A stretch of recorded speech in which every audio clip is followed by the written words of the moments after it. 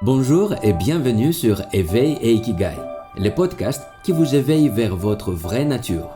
Chaque lundi, nous vous proposons d'explorer les possibilités infinies de transformation de l'être humain et quelles ressources utiliser pour créer une vie équilibrée et pleine de sens. Je suis Kostas Aspiotis, coach professionnel, praticien en hypnose ericksonienne et formateur. Et moi, je suis Anthony Ada, praticien certifié en PNL, mentor et formateur spécialisé dans l'ikigai. Dans ce podcast, nous allons vous accompagner dans toutes les étapes de votre voyage de transformation. Alors, êtes-vous prêts?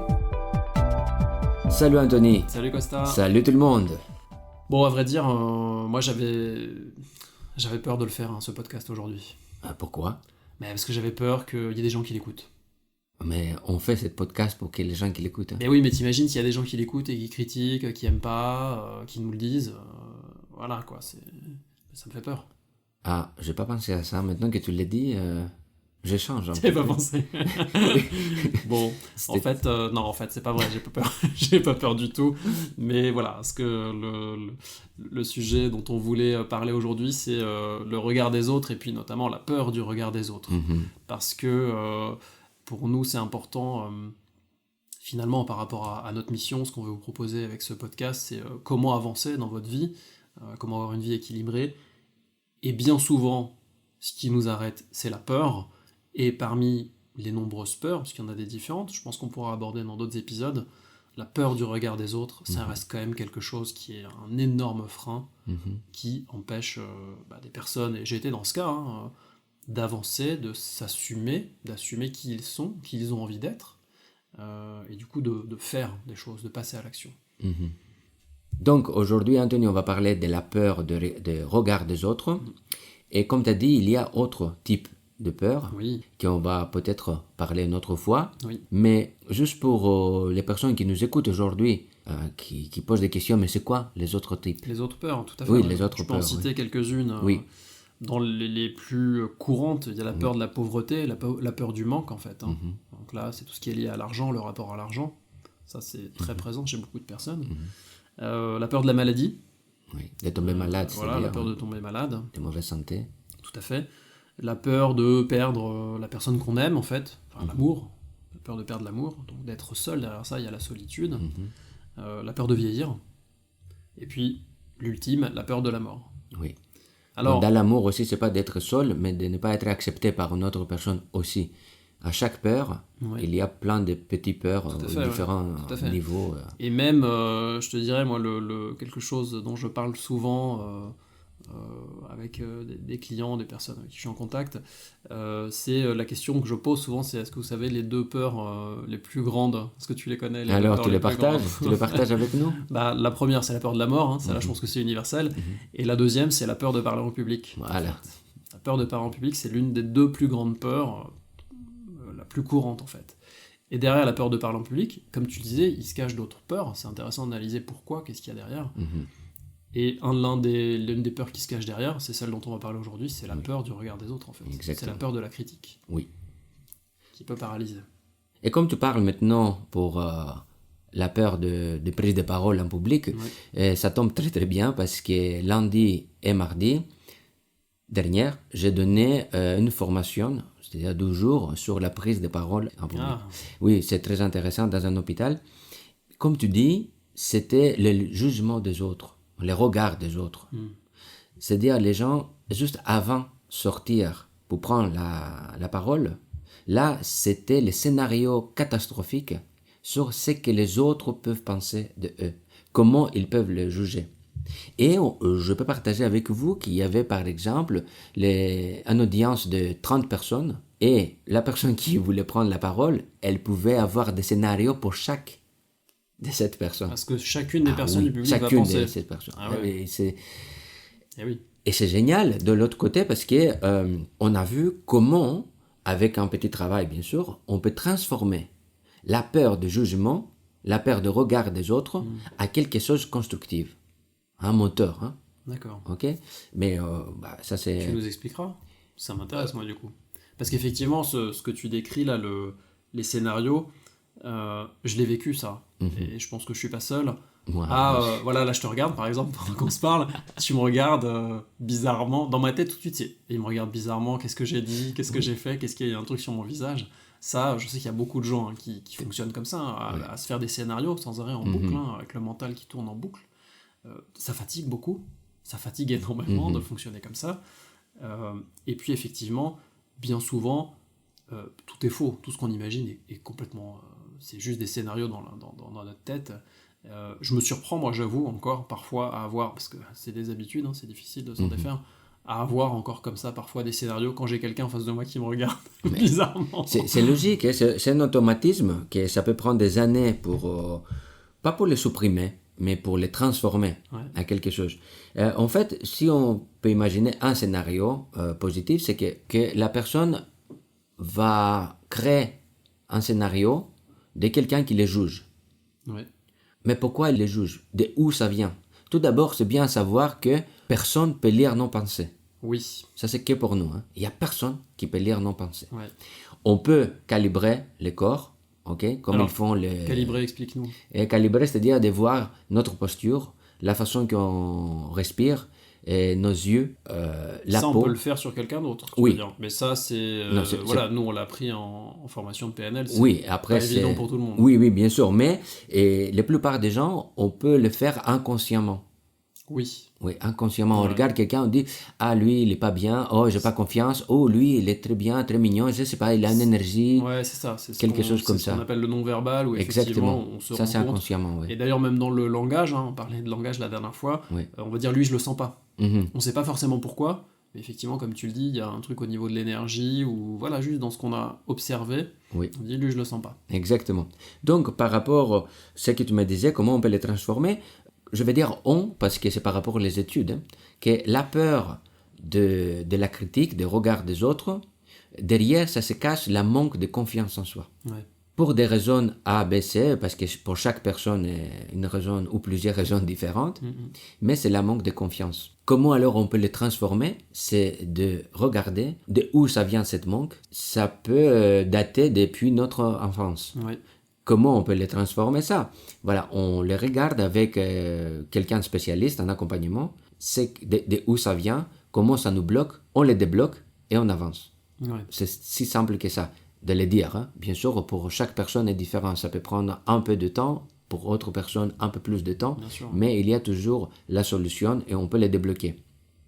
Donc ça peut être, c'est ça, ce que tu dis, cette peur du regard des autres, d'être critiqué, d'être jugé, ça peut venir effectivement de l'enfance, peut-être pas, autre chose. Qu'on nous a dit, on en a parlé dans l'épisode précédent, si on m'a dit enfant que j'étais pas assez ceci, pas assez cela, ou j'étais bon à rien, etc., ça crée une croyance en moi qui fait qu'après je vais pas avoir confiance en moi. Exactement. Et je vais pas oser faire, dire, et du coup je vais avoir peur qu'on me critique de la même façon. Moi je pensais effectivement aussi dans d'autres sources qui peuvent venir notamment de l'enfance. Ça peut être une blessure, notamment blessure de rejet qu'on va avoir eu potentiellement enfant, et qui va perdurer quand on va on le dire par exemple adulte. Comme un traumatisme à un moment donné dans notre vie. Oui, ça peut, dans tous les cas c'est ça revient un traumatisme. Et pour moi cette idée de blessure de rejet, donc les blessures, on n'en a pas encore parlé, je pense qu'on pourra aussi faire un épisode sur ce sujet, mais on a tous des blessures, des grandes blessures, la blessure de rejet en est une, et pour moi il y a de ça aussi, quand on a peur du regard des autres, c'est cette peur d'être rejeté. Si je dis quelque chose, si je fais quelque chose, j'ai tellement peur d'être rejeté que finalement je me censure avant même de le faire. Exactement. Donc ça peut être aussi une des origines, tu parlais de différentes origines, tu as parlé de confiance en soi, de manque de confiance en soi en l'occurrence. Pour moi il y a aussi ça peut être une blessure, et notamment la blessure du rejet, qu'on a pu vivre enfant, en tout cas avant l'âge adulte, et qui fait que je vais me censurer en fait. J'ai un juge intérieur, on a tous ce juge intérieur, qui va nous bloquer dans différentes situations, et notamment dans une situation où j'aurais envie de dire quelque chose, de faire quelque chose, mais tac, le juge intérieur il dit non, oula, fais pas ça, mais parce que ça fait partie aussi de notre réflexe de survie. On fonctionne tous comme ça, je pense que tu en parlais dans le premier épisode, depuis la nuit des temps, on est fait pour survivre, manger, se reproduire. Oui. Donc, si je m'apprête à faire quelque chose, et en face de moi, il y a un danger, je vais être jugé, je vais être critiqué, il y a à l'intérieur de moi quelque chose qui dit « Oula, mon gars, n'y va pas. Exactement. Attention, danger, arrête-toi. » Ça peut être aussi, Anthony, que nous-mêmes, on crée la situation qui va nous faire peur, même si elle n'existe pas encore. C'est-à-dire mentalement, tu veux dire ? Mentalement. Donc, je vais créer une situation qui n'existe pas pour le moment. Ouais. Et le cerveau, comme qu'il ne fait pas la différence entre la future et l'imagination, il va comprendre que cette situation, elle est vraie. Ouais. Donc, elle va créer la stratégie et tout ce qu'il faut mettre en place pour qu'on n'arrive pas à aller jusqu'à là. C'est un truc de dingue. Oui, Mais oui, effectivement, le cerveau ne fait pas la différence entre l'imaginaire Oui. et le réel. exactement. Comme Si tu on va le dis, imaginer que quelque chose passe dans le futur, ouais. il va penser que ça se passe maintenant. Il va créer une stratégie pour se fuir ou pour se battre. Oui, Voilà, et autre chose. Bien sûr, on est plus moderne maintenant. C'est pas de se battre tout le temps, mais ça arrive. Bon, on va parler pour le stress une autre fois, bien sûr. Mais oui, on peut créer la situation qui n'existe pas et nous auto-saboter. c'est ça. Cette émotion va créer un scénario que le cerveau va le comprendre comme maintenant, Ouais. et notre corps pareil, parce qu'on va le vivre, on le vit, et ça résonne dans notre corps, et pap, création de stratégies pour ne pas arriver. En répétition des mêmes phrases, des mêmes mots, ah, c'est pas pour moi, tout ça, c'est pas encore le moment, blablabla. Bla. Avant de commencer le podcast, tu voulais partager quelque chose avec nous par rapport à ton expérience. Ouais, tout à fait. Oui. En fait, moi je l'ai vécu ça. J'ai encore parfois dans certaines situations, je peux avoir cette peur du regard des autres, mais j'ai eu une grande leçon il y a quelques années quand j'ai commencé à publier des vidéos sur YouTube en fait. C'était vraiment un énorme challenge pour moi. Je me lançais sur des sujets nouveaux pour moi. J'avais très très peur. Ça existe toujours ta chaîne? Ouais, bien sûr. Ah, mais c'est très bien. Tu vas le partager avec nous? Je le partagerai. Ça s'appelle Chacun cherche sa voie. Voilà, il reste quelques vidéos, et dont des interviews notamment. Je faisais des interviews d'entrepreneurs qui avaient trouvé leur voie. Je m'étais lancé dans ce défi, et ça, souvent, ça va être une des solutions, on en reparlera, pour dépasser ce juge interne et dépasser cette peur du regard des autres, c'est se lancer un défi. Alors tout seul, ou moi en l'occurrence je le fais souvent avec quelqu'un, on le fait ensemble d'ailleurs, on a aussi se lancer des défis, c'est ça qui fait qu'on va trouver la motivation, on va oser faire des choses que tout seul on se saboterait, on le ferait pas. Donc voilà, moi j'avais très peur de faire cette chaîne vidéo YouTube. Je me souviens, la vidéo d'intro de la chaîne, je l'ai refait 50 fois je crois, parce qu'à chaque fois je me jugeais moi-même, avant même d'avoir le regard des autres, je me trouvais nul, pas assez ceci, trop cela, etc. Et puis, à un moment donné, je me suis lancé dans le grand bain, je me suis dit, de toute façon, au pire, qu'il y aura une ou deux personnes qui vont regarder, c'est pas connu, quand on démarre, c'est comme ça. Et en fait, ce qui s'est passé, c'est que, c'est comme tout, quoi. Plus j'ai fait de vidéos, plus j'ai gagné en expérience, et plus j'ai gagné en expérience, plus j'ai gagné en confiance, en fait. Et au bout d'un moment, c'est devenu un réflexe naturel, j'ai commencé à faire des vidéos et à les publier tous les jours sur les réseaux sociaux, sur YouTube, et je me posais même plus la question en fait. Je faisais même des lives, je suis même passé de la vidéo enregistrée au début plusieurs jours avant, jusqu'à un live direct, et peu importe ce que les autres vont penser, j'ai eu cette peur au début que vous pouvez peut-être connaître, je peux le dire publiquement si certains écoutent, que d'anciens collègues, d'anciens managers écoutent et me jugent, mais comme on le dit depuis le début, c'était des scénarios dans ma tête, tout ça en fait. Parce que d'ailleurs, pour aller au bout de mon histoire, j'ai eu des anciens collègues qui ont vu et qui m'ont envoyé plein de messages très sympas, qui ont découvert une facette de moi qu'ils ne connaissaient pas, et parce que je n'osais pas montrer ça avant, j'avais trop peur du regard des autres, et au contraire, qui m'ont encouragé, qui m'ont fait des feedbacks positifs. J'ai eu aussi des critiques, j'ai été critiqué. Et là, ça peut être effectivement parce que on disait ça peut être des traumatismes d'enfance, des blocages, etc. Mais ça peut être aussi, tout simplement, une expérience qu'on a eue, où on a été critiqué sur quelque chose, et du coup, encore une fois, le cerveau, le mental, il veut nous protéger, il nous dit n'y retourne pas, t'es fou ou quoi ? Tu vas être critiqué à nouveau, tu sais ce que ça t'a fait, pourquoi tu veux y retourner ? Et en fait, moi j'ai compris au fur et à mesure, en prenant confiance aussi, en étant dans l'action, qui est quand même toujours une des grandes clés pour avancer, comment réagir à ces critiques. Arrêter de les prendre personnellement, voilà, ça c'est... on parlera une autre fois peut-être des 4 accords Toltec, parce qu'on va pas tout citer, mais voilà, ne jamais prendre quelque chose personnellement, c'est vraiment une des clés encore une fois, pour une vie équilibrée et pour avancer. C'est une clé très très simple, mais elle est tellement puissante. Et puis surtout, la réaction que j'ai eue, donc au lieu de le prendre personnellement, c'est que j'ai posé une question à la personne en face de moi. Je lui ai dit, mais toi, qu'est-ce que tu fais? En fait, quand on me disait tes vidéos, elles sont nulles, etc. Je lui ai dit, toi, qu'est-ce que tu fais? Et là, en règle générale, je fais une généralisation, mais les personnes qui critiquent, c'est les personnes qui ne sont pas dans l'action, en fait, qui vont juste regarder ce que font les autres, qui vont critiquer, qui vont dire c'est nul, il devrait faire ceci, il devrait faire cela, mais eux-mêmes ne font rien. Donc en règle générale, moi, c'est la question que je posais. Assez souvent, effectivement, en face, il n'y avait rien, les personnes ne faisaient rien, et c'est tout. Moi, j'avais rien d'autre à rajouter. J'étais au clair avec ce que je faisais, et les critiques ne me faisaient plus de mal. Ouais. Donc, par rapport à ce que tu as dit, et merci pour le partage, c'est que tu as affronté tes peurs par te mettre en action et avec la répétition. Tout à fait.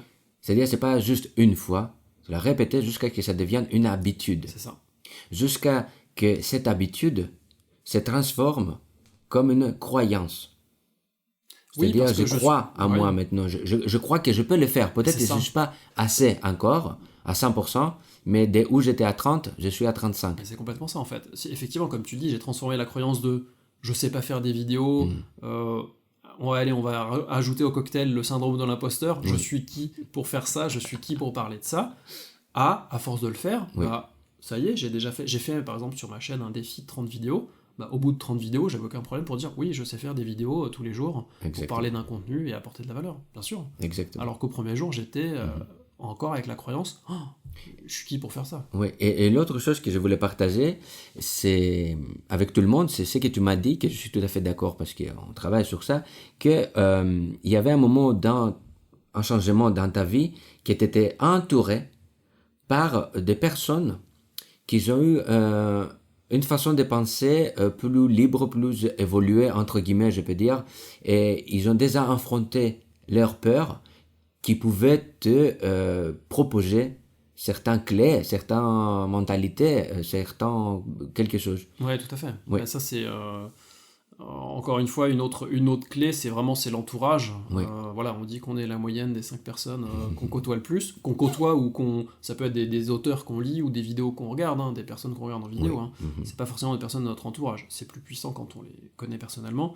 Et effectivement, quand j'ai changé d'entourage, notamment dans un entourage d'entrepreneurs qui était dynamique, positif, ça tire vers le haut, effectivement, et ça m'a donné la confiance pour oser faire des choses qui, avant, je n'aurais pas fait, notamment des vidéos, parce que j'avais peur du regard des autres. Là, j'avais un regard qui était bienveillant, qui pouvait être critique, constructif, de cet entourage-là.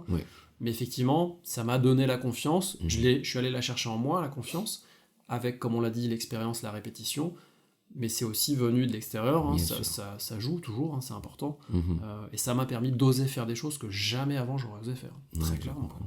Par rapport à ce que tu as dit, pour eux qui font la critique, que c'est eux qui ne sont pas dans l'action. Il y a aussi, souvent, parce qu'il y a aussi la partie qui est les gens, ils sont dans l'action, ils vont te critiquer, mais constructivement. Tout à fait, ouais. Donc ils sont là pour partager, en fait, ils ne te critiquent pas, c'est comme qu'ils te proposent de changer quelque chose. Ça peut être une autre peur, qui est la peur du feedback. Effectivement, ça, moi, je l'ai appris au fil des ans de l'expérience. Parfois aussi, j'ai rencontré des gens, même dans certaines formations, qui avaient peur du feedback, même du feedback positif. Donc ça s'apprend. J'ai peur de réussir. Oui, il y a des personnes qui n'aiment pas qu'on leur dise « c'est bien ce que tu fais », qui ont du mal à gérer ça émotionnellement. Donc là, ça, moi, je l'ai vu en PNL, notamment, c'est qu'est-ce qu'il y a derrière, pourquoi, comment gérer ça. Mais effectivement, c'est à partir du moment où vous allez dépasser cette peur du regard des autres, il y a une autre étape qui est gérer le feedback, parce que ce feedback-là peut vous aider à progresser, à être meilleur, à avoir plus confiance en vous. Exactement. Mais c'est génial. Donc pour clôturer cette chose avec des vidéos et continuer, je voulais partager juste quelque chose parce que moi j'ai une chaîne YouTube grecque. Comment s'appelle-t-elle? Non, c'est juste mon nom, prénom, mais ça fait longtemps, c'est grec. Kostas Aspiotis, on cherche sur YouTube et si vous parlez grec, vous allez tout comprendre. Moi je comprends rien du tout. Moi. Et je me souviens que j'ai fait une vidéo sur la méditation et l'importance de la respiration, de respirer correctement. Et cette vidéo alors, il a plus de 21 000 vues. Wow. Et c'est beaucoup pour moi et pour ma chaîne. Pour ma chaîne. J'ai reçu des mails avec des feedbacks très très positifs. J'ai reçu des messages sur YouTube et il y avait juste un message, juste un commentaire sur YouTube de quelqu'un qui m'a dit que mec, ça fait 10 minutes que j'attends la technique et toi tu parles pour ça, ça et ça. Il n'y a rien qui m'apporte cette vidéo. Ouais. Et ces commentaires-là, Ouais. il m'a cassé pendant 2-3 jours. C'est vrai. J'ai dit, bah voilà. Est-ce que tu as travaillé dessus? Est-ce que tu as trouvé pourquoi ça t'avait fait du mal? Mais oui, parce que ça m'a ramené dans le passé, Ouais. avant de commencer ma chaîne, comme toi, que j'ai aucune confiance, que je disais, qui suis-je pour de parler d'un sujet, par exemple, comme celle-ci. Mais je ne suis pas spécialiste de méditation. Et alors? Elles sont super tes méditations pourtant. Je voulais dire à l'époque, Ouais. au début, je disais, mais je ne suis pas un spécialiste. Comment je veux... Après, tout le monde va me critiquer. Mais tu sais rien, comment tu parles de ça? Non, je vais parler jusqu'à le niveau que je peux parler, que j'ai vécu, que j'ai expérimenté. Bah en fait, bon, alors, Oui, c'est pas le on- sujet oui, du oui, jour, bien mais sûr, c'est bien très sûr. très lié. Là, Oui. on reparle du syndrome de l'imposteur. Oui. Moi, le message que je peux passer, pour l'avoir passé à énormément d'entrepreneurs débutants que j'ai accompagnés ces dernières années, c'est on est tous experts par rapport à quelqu'un d'autre en fait. Oui. C'est-à-dire que si tu t'adresses dans le cadre de la méditation à des personnes qui méditent déjà depuis 10 ans, effectivement, peut-être que c'est pas ton public, tu vas pas les intéresser. En revanche, quelqu'un qui démarre, qui n'ose pas s'y mettre, pour cette personne-là, toi tu as un niveau supérieur par rapport à tes connaissances, ton expérience, ta pratique, et tu as des choses à transmettre. Ça, effectivement, on s'éloigne un tout petit peu du sujet, mais c'est lié parce que quand on a ce syndrome de l'imposteur, derrière ça, c'est lié au regard des autres. Bien sûr, oui. oui. Et voilà, encore une fois, moi je le vois souvent, encore aujourd'hui, même avec des entrepreneurs confirmés, c'est encore là. Mais c'est important de garder en tête que quand on est dans ce qu'on fait, dans l'accompagnement, la transmission de connaissances, on est toujours à un niveau supérieur par rapport à d'autres personnes. Donc c'est ces personnes-là à qui on peut s'adresser, à qui on peut passer un message, et il n'y a pas de syndrome de l'imposteur à avoir, on a quelque chose à apporter. Et ça, bah, vous pouvez le découvrir qu'en commençant, en fait, qu'en faisant, qu'en transmettant vos messages. Pratiquant et avec la répétition. C'est ça. Répétition. Ouais. Alors, mais comment on peut affronter la peur de jugement et rentrer dans l'action, Ouais. faire, c'est-à-dire le premier pas, pour qu'on puisse avoir une répétition? Est-ce qu'il y a des techniques? Mais Je sais pas, tu vas nous dire? Oui, quelqu'un peut demander, est-ce qu'il y a des techniques? Est-ce que je peux faire quelque chose? Ouais. Parce qu'on parle, tout le monde parle, tout ça, mais qu'est-ce que je peux faire? Oui, parce que là, on dit depuis le début, c'est voilà, commencez, Oui. mettez-vous en action, puis vous allez gagner en confiance. Mais effectivement, comme tu le dis, Oui. comment on peut faire ce premier pas Oui, qui parce fait que le plus peur? c'est bien à savoir que de supprimer complètement la peur de jugement ou autre peur, Ouais. et je crois que c'est pas possible, complètement. On va avoir un petit On a sentiment en toujours intérieur, peur, oui, bien sûr, ouais. et en même temps, on est suffisamment capable, après l'expérience et l'apprentissage, et la pratique bien sûr, de les transformer tout de suite à quelque chose de positif. Donc, les techniques que moi je propose, c'est de commencer à travailler, par exemple, ma posture, ma respiration, la façon que je parle, les vides pendant que je parle. Je vais vous expliquer tout ça. Oui, le silence, c'est le correct, mais le vide, c'est pour les autres. C'est-à-dire, j'ai peur d'avoir vide pendant mes phrases. Donc, je parle rapidement pour montrer que je sais tout, où je remplis mes vides. D'accord. Le silence avec les E, O, A, très très long. On n'en a pas fait beaucoup des E, je crois. Je ne aujourd'hui. sais pas, je ne le compte pas, mais je crois que c'est tout petit. Ouais. Et en même temps, d'apprendre comment on parle, de nous observer, ou de demander des personnes dans notre entourage de nous observer pendant qu'on parle, pendant qu'on s'exprime sur des sujets qu'on sait, qu'on contrôle, et sur les sujets qu'on ne contrôle pas. Ouais. Donc, quand moi je connais un sujet, je le maîtrise, il n'y a pas de « tout ça parce que je suis fluide ». Tout à fait. Ma posture va changer. Je vais être aligné. Hein, Même quand tu parles de posture, effectivement, moi, dans les conseils que j'ai pu donner, c'est Oui. physiquement, je ne sais pas si c'est ce que tu veux dire. Physiquement, je parle. C'est déjà de se toujours, tenir j'ai oublié droit. de dire, oui. Et puis de visualiser, je suis, voilà qui je suis ou qui j'ai envie d'être. Tout à l'heure, je parlais de vidéos qu'on peut regarder. Si vous avez un mentor, quelqu'un qui vous impressionne, c'est de s'imaginer un peu à sa place aussi, comment il se tient, en tout cas en termes de posture. Hein. Se tenir comme cette personne-là, et voilà, vraiment avoir la même confiance que cette personne-là, en fait. Oui, ça augmente, c'est très bien ça, oui. Et après, comme je dis, la façon qu'on va parler. Ouais. les mots qu'on va utiliser, les phrases. C'est nécessaire parfois dans notre évolution ou le développement de soi de transformer notre système de croyances. On est blindé de croyances. Ouais. Et la peur, le jugement, c'est basé sur une croyance que je ne suis pas assez. Donc le travail, c'est sur la transformation du système de croyances pour améliorer et en même temps travailler sur la respiration, qui c'est une technique, la respiration. Ouais. La posture, c'est une technique. Le langage, la façon que je parle, c'est une technique. Donc, toutes ces techniques, on peut les appliquer très rapidement. Si on est tout seul, si on va décider de commencer tout seul, on peut simplement, comme je dit avant, c'est de nous observer ou de demander à quelqu'un qui on a confiance, qui on sait qu'il va nous juger, s'il va nous juger, il va nous juger avec bienveillance, donc il va nous observer plutôt avec bienveillance, et de nous faire un feedback avec amour. Ouais. Ok? Et d'appliquer et de pratiquer. Dans ce que tu dis, moi, ça me fait penser aussi à un conseil que j'ai pu donner, notamment des entrepreneurs qui avaient besoin de pitcher leur projet, c'est-à-dire d'expliquer, de raconter leur projet, de donner envie. C'est de s'entraîner tout seul chez eux, en fait.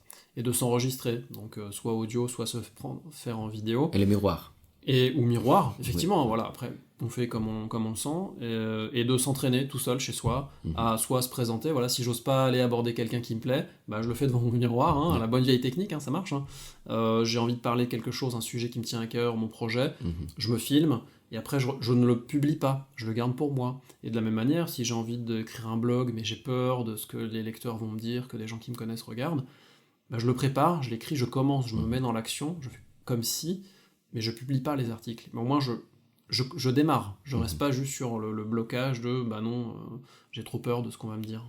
Et ça permet de commencer à être dans l'action, de pouvoir soi-même relire, revoir, sans qu'il y ait quelqu'un d'autre qui l'ait vu, et de casser au fur et à mesure cette autocensure, parce que vous allez le voir, quand vous allez commencer à faire des vidéos ou à écrire un article de blog, par exemple, la satisfaction que vous allez avoir, la joie que ça va vous apporter, et plus vous allez être dans cet état de satisfaction, cet état de joie, cet état de fluidité, comme tu le disais. Après ça permet aussi de dédramatiser le regard des autres et de gagner en confiance et d'oser publier, montrer. Exactement.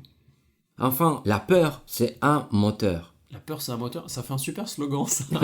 Qu'est-ce que tu vas dire exactement? Qu'est-ce que je veux dire? Que la peur peut nous aider à avancer beaucoup plus rapidement. Parce que, comme on a discuté avant, on disait que pour vouloir faire quelque chose, ça veut dire que c'est important pour moi. Tout à fait. Je le kiffe, je me vois dedans, c'est important. Et pour ça, j'ai peur. Ouais, tout à fait. Et en même temps, cette peur peut être moteur, c'est-à-dire peut être quelque chose qui va me motiver. Parfois, il y a des personnes, et moi inclus, qui ont besoin d'avoir peur pour débloquer et créer ou clôturer ou avancer sur un sujet spécifique. Moi, je voulais ajouter un dernier point, c'est que la peur du regard des autres, c'est aussi souvent la peur du regard de nos proches, en fait. Et effectivement, moi aussi, un conseil que j'ai souvent donné à des entrepreneurs qui débutaient, qui n'étaient pas encore sûrs de leur projet, qui n'étaient pas encore sûrs de leur idée, c'était tout simplement de ne pas en parler, ou en parler très peu, en fait, à ses proches. Voilà, quand on a envie d'avancer dans sa vie de manière générale, qu'on a un projet professionnel ou personnel ou quoi que ce soit, qu'on a envie d'avoir une transformation personnelle, puisqu'on parle beaucoup de ça dans ce podcast, effectivement d'en parler à ses parents, à ses frères et sœurs, voilà, à son entourage proche, ça peut bloquer, ça peut faire très peur et ça peut empêcher parfois d'avancer. Donc moi, le meilleur conseil que je peux donner dans un premier temps, en tout cas, le temps d'avancer, de gagner en confiance, c'est soit de ne pas en parler du tout, si votre contexte familial, amical vous le permet, soit d'en parler très peu en fait, de pas tout partager, de pas partager toutes vos peurs, tous vos doutes, parce qu'effectivement ça va générer en face de vous d'autres peurs, et votre entourage proche va projeter ses propres peurs sur vous, et ça peut être du coup paralysant, bloquant, et empêcher d'avancer. Je vous le dis d'expérience, et puis de vraiment la quasi-majorité des personnes que j'ai accompagnées, ça a été le cas, et c'est l'un des meilleurs conseils que j'ai pu donner pour avancer sereinement à son rythme, sans être bloqué par le regard et la peur des autres, en fait. Donc, c'est très, très bien, Anthony, qu'on a partagé tout ça, et merci que tu as partagé ton expérience. Et je crois qu'aujourd'hui, on va arrêter ici, Ah bon, déjà? Oui, parce qu'on a Je dépassé... pourrais en parler pendant des heures, moi, de la Oui, oui, peur. moi aussi je pouvais analyser des choses, mais on a déjà dépassé énormément les limites Ouais. qu'on s'est mis, et je crois qu'on a besoin de revoir un petit peu les limites de nos podcasts. Ok? Ok, Anthony, c'était très très bien tout ce qu'on a dit. C'est le moment de clôturer pour aujourd'hui. Déjà. On a dépassé énormément les limites. Ok? Alors moi, juste le mot de la fin, parce Oui. qu'on parle du regard des autres, Très bien. mais en fait, pour moi, ça commence par son propre regard sur soi-même, en fait. Exactement. Et voilà, le petit conseil, la dernière petite astuce que je peux vous donner, c'est vraiment de commencer à changer, si c'est nécessaire, le regard que vous avez sur vous-même, parce qu'au final, c'est d'abord le regard qu'on porte sur soi qui peut être difficile, qui peut être critique, et qui peut faire qu'on n'ose pas faire des choses. Donc, petit jeu tous les matins, quand vous vous levez, vous regardez dans le miroir, c'est voilà, vous sourire déjà, et avoir, ne serait-ce que dans le regard, sans rien dire, sans rien faire, un regard bienveillant qui n'est pas critique, et qui va vous donner envie déjà de bien démarrer la journée, sans vous juger, sans vous critiquer. Alors, aimez-vous, kiffez-vous Ouais, et faites-vous plaisir. voilà. Et on vous donne rendez-vous la semaine prochaine. Exactement. À bientôt. À bientôt. Ciao. Ciao. Et voilà, on espère que cet épisode vous a apporté beaucoup de valeur. Si c'est le cas, partagez-le avec 3 amis dans la journée et parlez-en avec eux. Pourquoi faire ça ? En parlant de ce que vous venez d'apprendre, vous l'intégrez 2 fois plus vite. Donc, on vous souhaite une excellente journée et rendez-vous la semaine prochaine pour un nouvel épisode de Veille et Ikigai. Au revoir.